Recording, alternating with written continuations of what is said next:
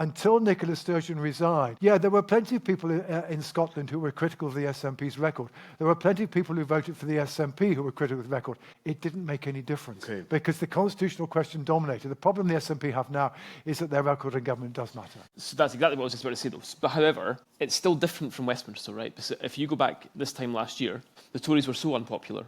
The Starmer really didn't. And this is how the whole Ming Van if I may say so, Andy, very, very gently, the Tories are even more unpopular now than they were 12 months ago. Well, you don't have to be gentle with me on that one. But Starmer didn't have to really do anything to win, is my point. But there's a striking similarity here. The reason why Starmer didn't have to do much to win is because Nigel Farage did the work for him, right?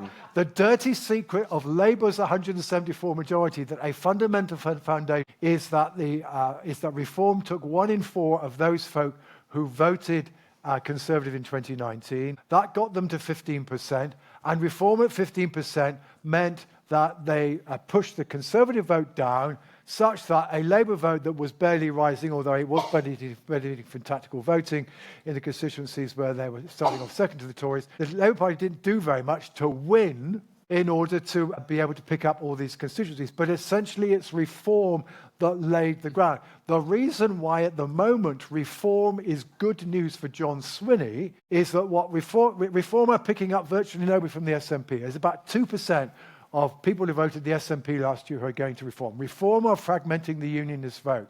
And as a result, therefore, the SNP, who now at about 33%, are barely any more popular than they were last year, but now find themselves, instead of 5 points behind one of the unionist parties and therefore losing head over heels, they now find themselves 14 points ahead of their nearest competitor, and that's a race between Labour and Reform. And because so much of Holyrood's electoral seats are elected by first past the post, because the SNP's vote is geographically evenly spread, then that is likely to result in a relatively large number of the constituencies going to the SNP, such that we might even still end up with a pro-independence majority. It will be a heavily disproportional outcome, despite the fact that we have a proportional system.